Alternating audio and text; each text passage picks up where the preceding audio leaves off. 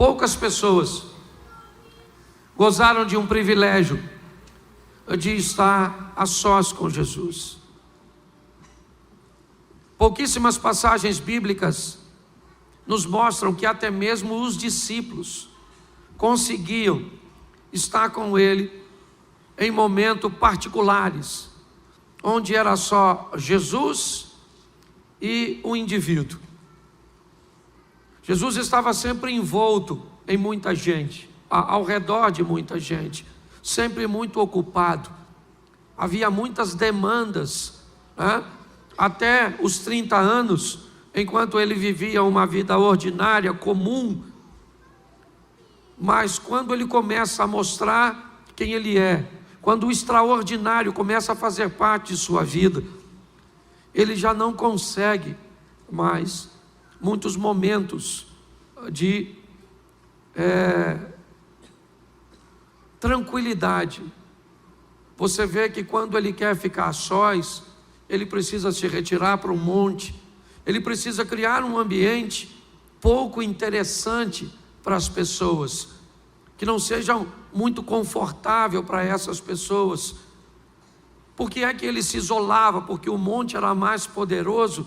Não. Por que é que ele ia orar na madrugada?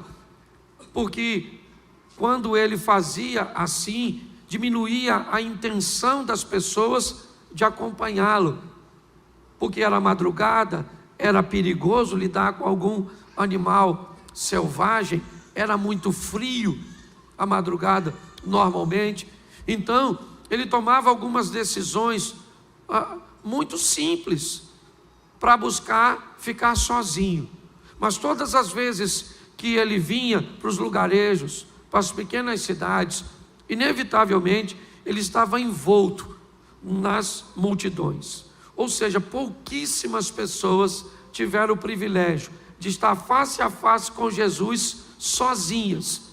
E hoje eu quero mostrar para vocês duas dessas passagens, só para que possamos refletir um pouco sobre elas. Dois encontros, uma mulher e um homem. Meu propósito é trazer uma visão universal, é mostrar que para Deus, todos nós, independente de homens ou de mulheres, receberemos dele a mesma oportunidade de mudarmos de vida. Eu tenho mostrado sempre para a igreja que desde o Gênesis, quando Deus cria homem e mulher, quando os dois cometem erros e cada um, certo, se tornam responsáveis por Deus de seus erros.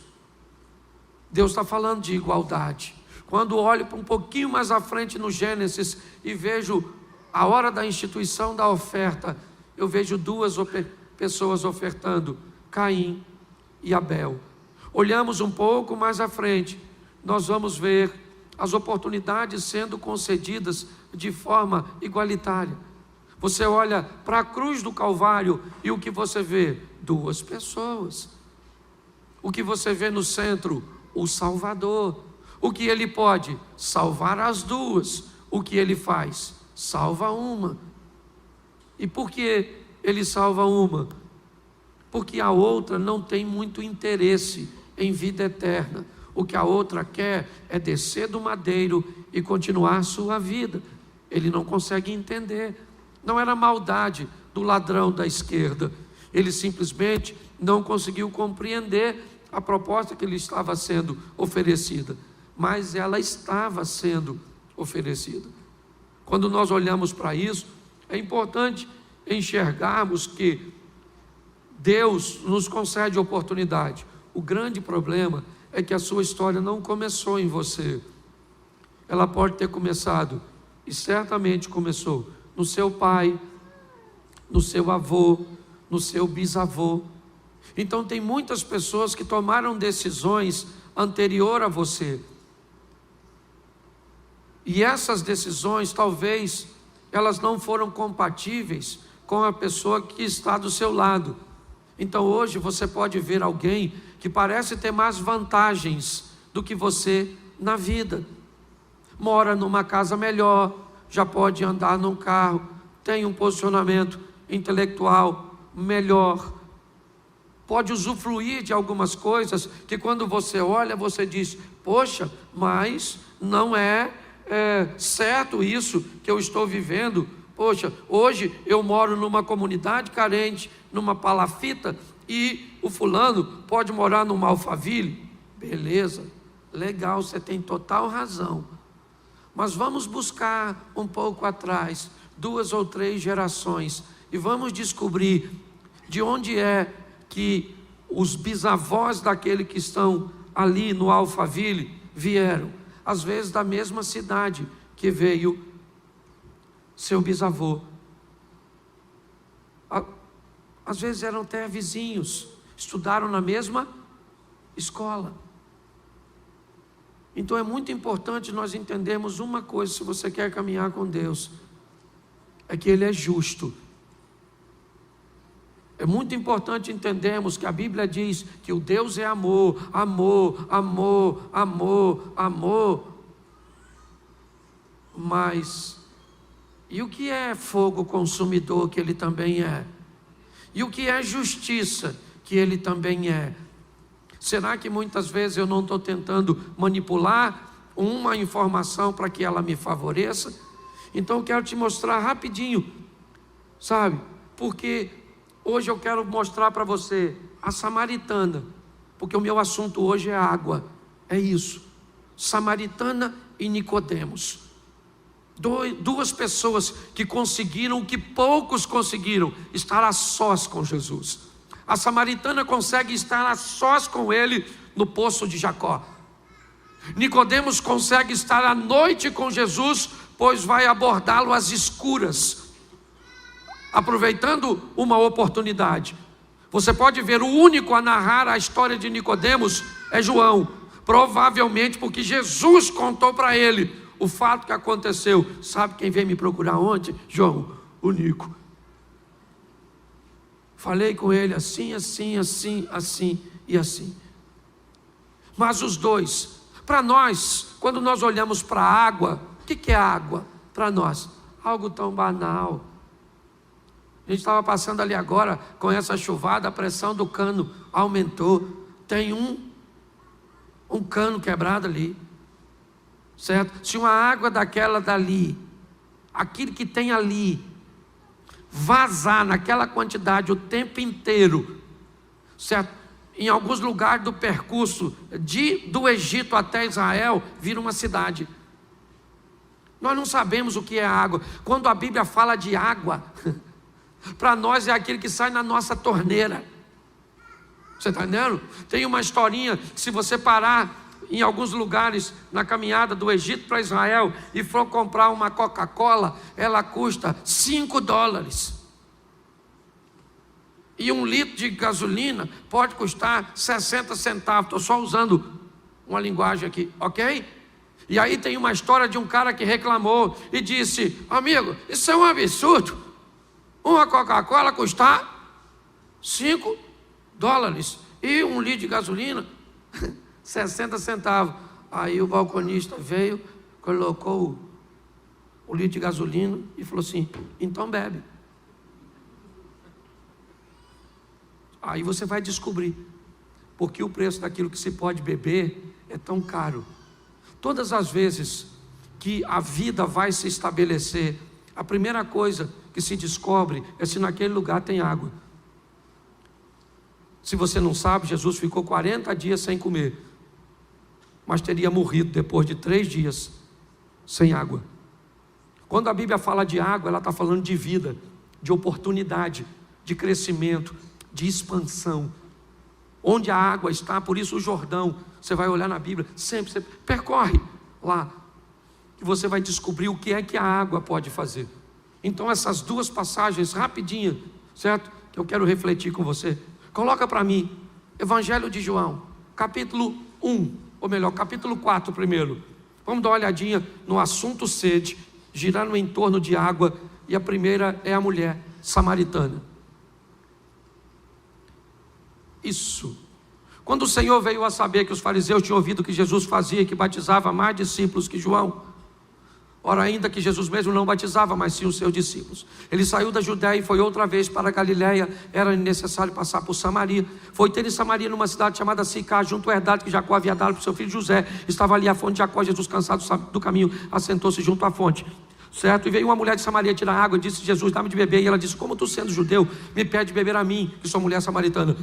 Há parentes, porque o judeu não se comunica com o samaritano, fecha o parente, bota uma pontuaçãozinha aí. Jesus disse: mulher, se tu conheceras o dom de Deus e soubesse quem é o que te diz, dá-me de beber, você é que me pediria e eu te daria da água viva. Ela disse: o poço é fundo, o senhor não tem com o que tirar. És tu maior que o nosso pai Jacó, que bebeu ele mesmo deste poço, como também toda a sua família e todo o seu gado. Jesus disse: mulher, aquele que beber desta água tornará a ter sede, porém aquele que beber da água que eu lhe der nunca mais terá sede. Note que o assunto é água, preste atenção, depois você confere. Água, ok? O assunto aqui é água. Uma mulher está indo buscar água. O que tem lá? 2 poços. É isso aí, cara. Criança é assim mesmo. Louvado seja Deus. Se está chorando é porque está com saúde. Isso. O que tem lá?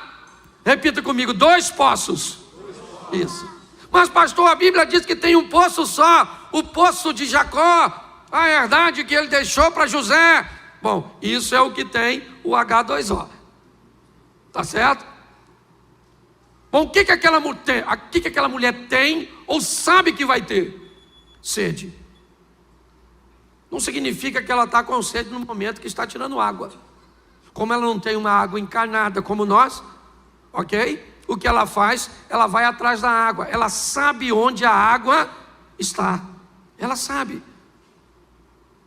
Ela sabe que para tirar a água, ela vai precisar de algumas ferramentas. Ela sabe que o poço é fundo, ela mesmo disse a Jesus. E ela sabe que precisa de uma corda para acessar a água que está no fundo. E ela precisa também de um recipiente para conduzir a água para casa. Então note que ela está totalmente equipada para aquilo que deseja. Ela sabe onde a água está, onde é o poço. Ela sabe que o poço é fundo, então ela leva a corda. E ela sabe que precisa de um recipiente para levar a água para casa. O que ela não sabe é que, além de uma vida física nutrida pelo H2O, pela aguinha, ela também precisa de uma outra água. Uma água que não tem naquele tipo de poço. Então, quando nós olhamos para esse texto, nós vemos um poço do lado de outro poço. E vem uma mulher totalmente preparada para tirar daquele lugar um tipo de água. Mas o outro tipo, ela nem sabe que existe. Quando Jesus começa a se apresentar para esta mulher, a primeira coisa que ele diz: me dá um pouco de água. Me dá um pouco de água. Me parece que, querendo botar a mulher num posicionamento de vantagem, ele inicia uma abordagem a uma mulher que tem sérios problemas com homens. Sérios. Ela não era mais uma garotinha, já passou por 5 relacionamentos frustrados, está dividindo um cesto de um homem que não é dela, ou seja, está vivendo um adultério. Até o presente momento, ela sempre encontrou homens que queriam tirar proveito de seu corpo. Mas preste atenção, na Bíblia, deixa eu fazer uma analogia aqui. O 7 é considerado um número perfeito, sim ou não? Sim ou não? Ela já teve quantos homens? Então está na hora de encontrar o 7º. Jesus, o 7º homem, ele não quer seu corpo, ele não quer prazer com ela. Muito pelo contrário, ele quer oferecer a ela o prazer. Quando ela chega para buscar, ele aborda ela e ela, confusa, diz: como o senhor tem coragem de falar comigo, se o senhor está vendo que eu sou uma mulher e esse não é o nosso protocolo? O senhor está vendo que eu sou uma samaritana e há uma divergência entre nossos povos? O Senhor está quebrando muita coisa por causa de uma sede, aliás, que ele nem tinha, porque o texto não diz que ele pediu água para ela porque tinha sede, ele quis apenas abordar. Mas quando ela olha para isso, ela diz: como o Senhor ousa falar comigo? Ele diz: se você conheceras o dom de Deus e você soubesse quem eu sou, você é que me pediria água. Ela disse: aí o Senhor não está entendendo. Deixa eu explicar uma coisa: o Senhor não tem como me dar água, porque se o Senhor tivesse como me dar água, o Senhor já teria bebido. Eu vou falar para o Senhor: o poço é fundo, e eu não estou vendo o Senhor com nenhuma ferramenta capaz de tirar aquela água. E Ele está dizendo: mas eu não estou falando daquela água, eu estou falando da felicidade que você está buscando. Eu estou falando da plenitude que você está buscando na vida. Eu estou falando que você, mulher, está buscando felicidade, satisfação, prazer e realização no poço errado, com decisões erradas. Porque é isso. Qual é o problema da felicidade? O problema é que todo mundo deseja alcançá-la, mas o problema é que onde ela vai estar? O que é ser feliz para você? É grana no bolso? Beleza. Você acha que quem tem dinheiro no bolso é feliz? Então você imagina que nas grandes mansões, nos lugares, certo, onde o dinheiro está presente, todo mundo é feliz? É isso? Bom, eu vou ser feliz se eu tiver filhos. Então todo mundo que tem filhos é feliz? Eu vou ser feliz se eu casar. Então todo mundo que casa é feliz? Eu vou ser feliz se comprar uma casa própria. Então quer dizer que uma pessoa que não tem muito dinheiro, que não tem filhos, que é solteira e que mora de aluguel, ela é sentenciada à infelicidade? Não. Jesus está mostrando para ela o seguinte: a senhora tem sede. E quando é sede do seu corpo, a senhora sabe onde buscar e tem ferramentas para levar. Mas quando é sede de alma, eu vou falar para a senhora: eu sou, certo, uma fonte de água viva, que vou entrar na senhora, e a senhora nunca mais vai ter sede. Nunca mais a senhora vai precisar de nada para te fazer feliz, porque feliz eu vou te fazer feliz. Você está entendendo? Hoje as pessoas estão buscando por isso. Eu quero ser feliz se eu tiver isso, eu não vou ser feliz, eu não vou. Então tá bom. E se você não alcançar o que quer? Você mesmo determinou a sua infelicidade. Se eu não tiver filho, eu não sou feliz. Então tá bom, cara. É isso, sua felicidade está condicionada a essa situação. E se você não alcançar? Porque às vezes o que você almeja tanto para você não é o que Deus tem para você. E aí? Engole essa. Mas sabe o que me encanta? É que ela não entende, mas entra no negócio. Ela falou: o poço é fundo, o senhor não tem com que tirar. O senhor é maior que o nosso pai Jacó, que bebeu ele mesmo deste poço, toda a sua família e todo o seu gado. Jesus falou assim: ô mulher, vou falar uma coisa para tu. Escute só. Quem beber dessa água, volta aqui para buscar amanhã. Agora, quem beber de mim não precisa de ir mais a lugar nenhum, porque eu sou suficiente para fazer qualquer pessoa ficar saciada. Ela pensou que ele estava falando da água. Ela falou assim: aí Jesus, então me dá dessa água aí, para eu não vir mais buscar essa. Ele deve ter falado: difícil.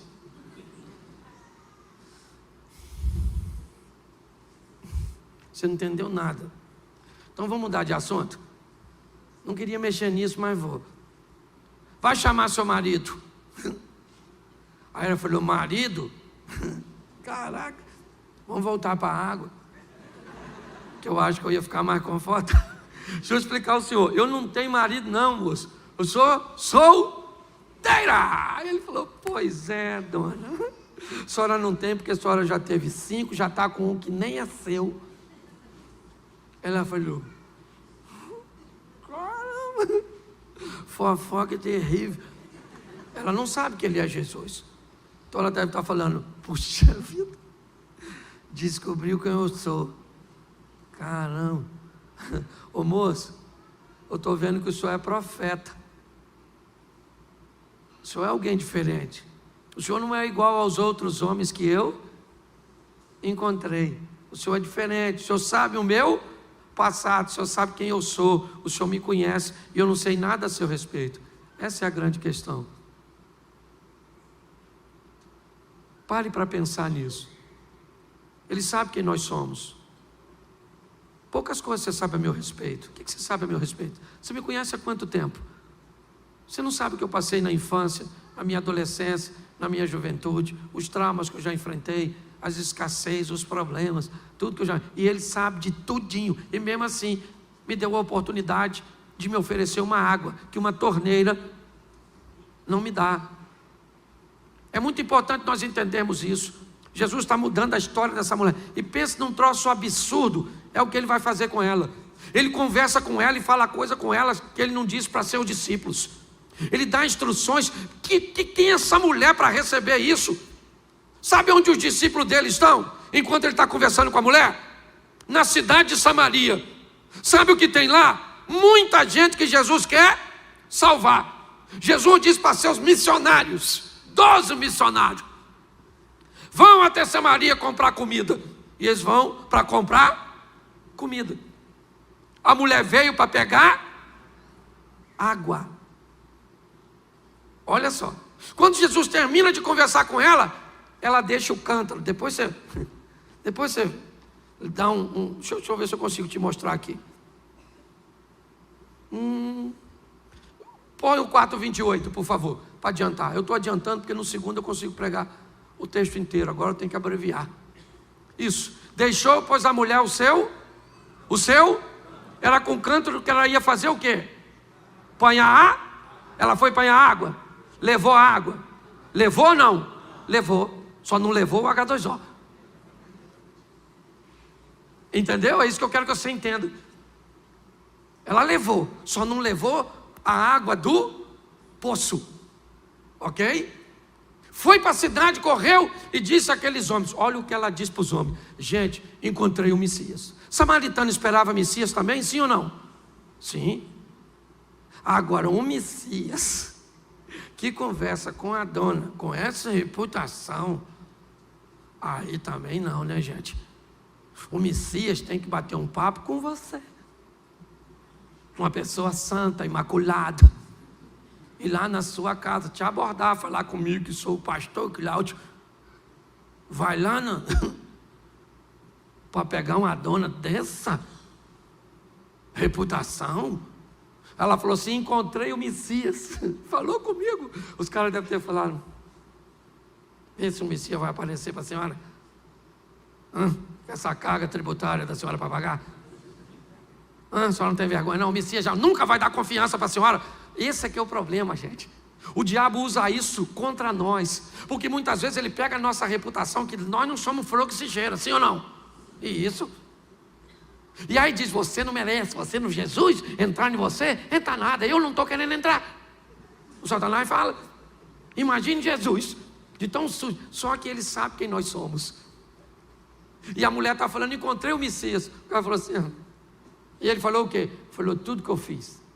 Aí eu acho que ele falou, então quero ir lá dar uma olhada. Pelo menos alguém teve coragem de falar com a senhora. A senhora deixar essa vida sem vergonha da senhora. Não pode ver um homem, esse furor uterino que a senhora tem. Foi lá. Foi lá, Jesus está quietinho. Certo? Só que quando ela volta, quem é que já está lá? Os discípulos com a comidinha. Sim ou não? Eles foram comprar comida onde? Em Samaria. E ela também foi em Samaria. Foi ou não foi? Eles trouxeram quantas pessoas para receber Jesus como Senhor e Salvador? Os discípulos? Ninguém. E a mulher? Vem assim, ó, evangelista. Jesus pega um cara cheio de demônio e transforma em evangelista. Não tem problema, não sei quem você foi. Ele não está olhando para quem você foi. Ele está olhando para quem você pode se tornar nele. As pessoas olham para o nosso pai. Jesus olha para o nosso futuro, gente. Vem a dona. Eu imagino Jesus olhando para o discípulo.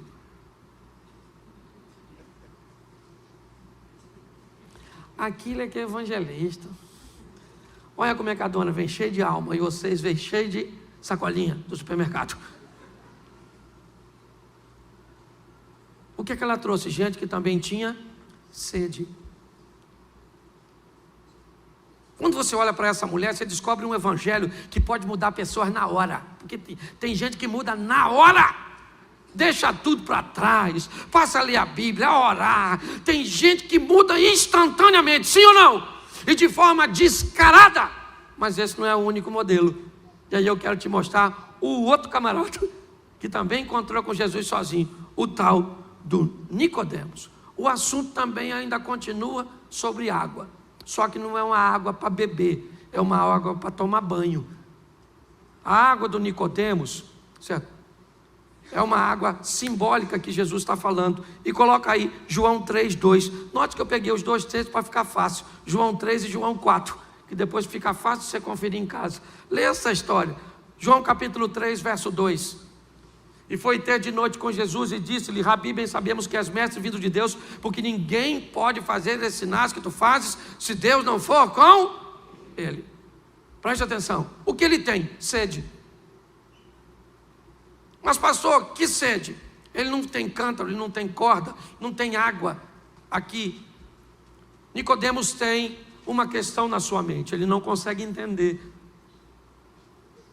Quando a Bíblia diz sede e fome de justiça, ok?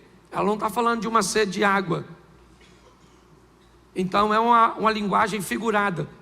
O que nós estamos vendo é um homem que ele tem sede, ele quer respostas, ele não está entendendo o que está acontecendo, ele está olhando para Jesus e as coisas não estão se encaixando. Então ele aborda Jesus e consegue fazer isso sozinho. De noite foi ter com Jesus e disse-lhe: Rabi, bem sabemos que és mestre vindo de Deus, porque ninguém pode fazer esses sinais que tu fazes se Deus não for com ele. E Jesus disse: Nicodemos, certo? Aquele que não nascer de novo não pode entrar no reino de Deus. Nicodemos diz: mas como pode ser um homem velho nascer de novo? Poderia ele voltar ao ventre de sua mãe para nascer? Aí Jesus usa a água. Não, aquele que nascer da água e do Espírito. Aquele que nasce da carne é carne, aquele que nasce do Espírito é Espírito. Preste atenção, porque a água está aqui agora e numa outra posição. Ok? Jesus está falando literalmente sobre o batismo, sobre um momento de arrependimento. Eu acho que esse é o grande desafio que nós enfrentamos no momento, na questão de igreja. A dificuldade de nos arrependermos. A estrutura é tão comum, é tão normal. O que as pessoas fazem se tornou tão comum que a mente, ela está com dificuldade de ser confrontada. Então hoje as pessoas têm dificuldade de se arrepender. Se arrepender por quê? Por que eu preciso? O simbolismo do batismo, ele me diz assim: eu fiz algo de errado? Fiz. E o que eu preciso? Eu preciso de arrependimento. Quando eu desço as águas, eu declaro que a partir de agora, eu sou um homem, certo? Que me propus a viver uma nova vida, em Cristo, com Cristo. Uma água que vai me purificar, pegar meu passado e jogar fora, e agora me conscientizar de que eu preciso, dentro da palavra de Deus, ok? Ver a minha história mudando. A diferença de Nicodemos para mulher samaritana é a mudança. Quando você lê aqui João 3, a história acaba e Nicodemos vai embora para casa. Ele não vai buscar ninguém, ele não vai fazer nada, ele não vai voltar. Aliás, você não vai ver Nicodemo de novo voltando para Jesus. Não há registros. Mas coloca para mim aí, eu acho que é capítulo 7 de João, verso 51. Bota aí, eu acho que é isso. Isso. Volta um pouquinho no 50 para ver se aparece o nome dele para o pessoal entender.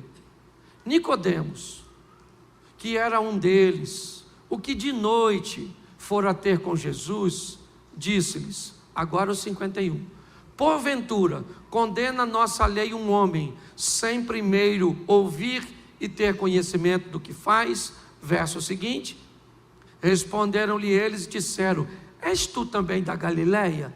Examina e verás que da Galileia nenhum profeta surgiu. Verso seguinte, e cada um foi para sua casa. A história do Nicodemos sempre é assim com Jesus. Termina, cada um foi para sua casa. Jesus foi para dele, Nicodemos foi para dele, e parece que não aconteceu nada. Nesse texto de João 7, estão acusando Jesus de ter demônios, de ser um charlatão. Nicodemos então entra e diz, gente, presta atenção, nós não tratamos as coisas assim. Não é assim que tratamos. Vamos trazer Jesus aqui e vamos ouvi-lo. Aí os outros disseram, o que é isso, Nicodemos? Não há necessidade disso. Olha para as escrituras, da Galileia nunca surgiu profeta, cara. O que é? Nicodemos calou a sua boca e foi para casa. Ele é crente? Não sei. Porque o modelo de crente que nós estabelecemos são aqueles reativos momentâneos. É a mulher samaritana, é quem vai para o embate. Capítulo 19, verso 38, por aí, irmão, me ajuda aí que eu estou terminando. 38, 39, é por aí. Isso. Depois disso, José de Arimateia, que era discípulo de Jesus, discípulo de Jesus mais, ele estava andando com quem? Com quem? Vamos lá, bota o verso seguinte, depois eu volto nisso. Só para você entender. Foi também. O José de Arimateia estava andando com quem? O José de Arimateia era discípulo de Jesus, porém, ele andava com, que provavelmente era discípulo de Jesus, porém, aprenda uma coisa, tem lugar e ambientes que você pode viver com Jesus explicitamente e tem liberdade para falar, e dá para expor como uma mulher samaritana, mas tem lugar que não dá para falar, tem ambientes que não dá para seguir o mesmo modelo. Só que se pessoas não seguem o mesmo modelo, inevitavelmente nós tratamos ela de forma diferente. Quando nós olhamos para essa história, esse é o Nicodemos, o mesmo que estava no capítulo 7, o mesmo que estava no capítulo 3, o mesmo. E ele encontrou com Jesus e teve uma transformação. Mas como ela não segue o padrão, e é esse o problema. Hoje nós precisamos de pessoas cheias de Cristo, para estar em todos os lugares. Lugares mais tímidos que você, para falar e para expor, tem que ser um pouco mais delicado, ok? Ambientes um pouco mais desafiadores, que você precisa de uma estratégia muitas vezes oculta. Ah, mas não pode. Ah, não pode. O diabo pode vir de lá para cá trabalhando de forma oculta, trazendo pessoas cheias dele para dentro de igrejas. E nós não podemos sair daqui cheio de Deus para outro lugar para mudarmos a história. Então descubra a maneira que Deus quer te usar. Se o ambiente dá para ser explícito, seja explícito. Seja como uma mulher, largue tudo, vá até lá e diga, eu achei alguém que mudou a história da minha vida. Mas o Nicodemos não disse, gente, eu conversei com ele de noite, sozinho, só eu e ele. O Nicodemos falou isso? Porque se ele falasse, ele seria expulso do local. Hoje, todas as áreas, sabe por que as artes estão o que estão? Porque os cristãos não foram para elas, porque preocupados com a persuasão que ela poderia fazer na sociedade, disseram que as artes eram do demônio. A política é do demônio, o sexo é do demônio, o dinheiro é do demônio, é tudo do demônio. E sobrou o que para a gente? É igual quando eu fui fazer a igreja e pintei de preto. Aliás, que nem é preto, é cinza, certo? Mas aí, nossa, que é isso? Bom, se a gente pintar de amarelo, diz que é do Zé Pilintra. Vermelho é da Pomba Gira. O branco é do espiritismo. Então eu não tinha cor para pintar. Porque qualquer cor alguém tinha dono. E pastor, por que você pintou de preto? Porque esconde as imperfeições, é mais barato aqui, alugado. Não precisava dar um grande... É só isso. Nossa, eu vim aqui, um menino, que ele parecia um inferno. Não, inferno é a sua mente. Aí para onde você olha, você vê a escuridão. Nós temos que quebrar, é isso aqui, gente, transformável pela renovação da vossa, para que você descubra qual é a boa, perfeita e agradável vontade de... Então eu não sei como é que Deus mudou sua vida. Pare de falar, você mudou rápido, espere o outro mudar. Às vezes a senhora entra, se converte, seu marido muda da noite para o dia, e a senhora vem arrastando, mudando. Às vezes é a senhora que mudou na hora, porque tem áreas que um muda mais rápido que o... E isso é extraordinário. Então vamos sair daqui para viver o Cristo. Pastor, o senhor não vai falar, falta 5 minutos de política hoje. Não vou. Nós só vamos orar. Se ganharmos no primeiro turno, eu não quero mais política na minha boca e nem na minha rede social, porque eu não estou aqui como pastor para ficar falando de política. Mas pastor, o senhor já falou. É claro que eu falei, eu tinha que entrar no ambiente. Tá certo? Hoje fiz minha última postagem, tirei uma foto com essa dona, postamos, cumprimos lá nossa obrigação de cidadania, porque eu sou pastor, posso falar de nada, tudo que eu falo eu sou pastor. Falo de sexo, não posso falar que eu sou pastor.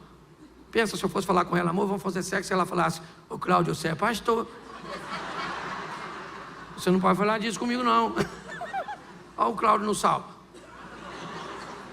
Aí eu vou falar de política, eu vou falar tudo que eu for falar, eu sou cidadão. Então nós vamos orar, nós já votamos, amém? Então se você é esquerda, se você é direita, nós somos irmãos. Uns, certo?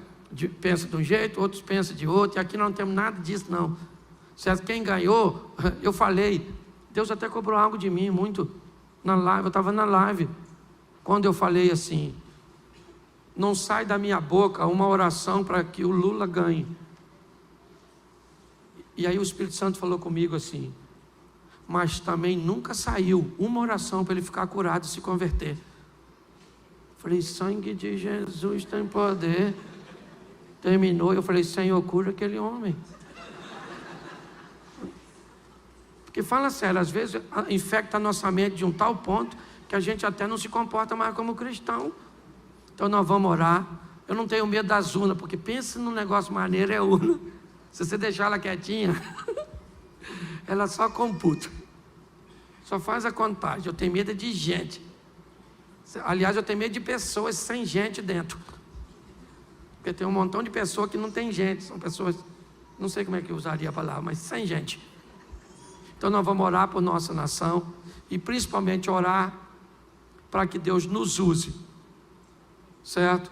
Ou como usou Nicodemos, ou como usou a mulher samaritana. Tem sede, vinde às águas. Fique de pé. Acabou o culto, por favor, você vai embora.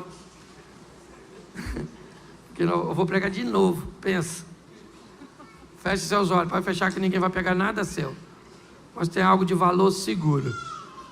Ah, pastor, aqui o senhor não faz apelo, eu queria caminhar com Jesus. Atrás daquela câmera ali, ó, tem uma sala com as cadeiras. Se você quiser caminhar conosco, dá um pulinho lá. Ah, mas não tem que confessar publicamente. Fica tranquilo que quando você tiver certeza de que é isso que você quer, você vai vir aqui e vai fazer essa profissão de fé, ok? E não adianta fazer agora sem ter certeza, nem saber o que quer muitas vezes, e a gente te instrui depois. Feche seus olhos e dá uma ajuda aqui, alguém no teclado, por favor.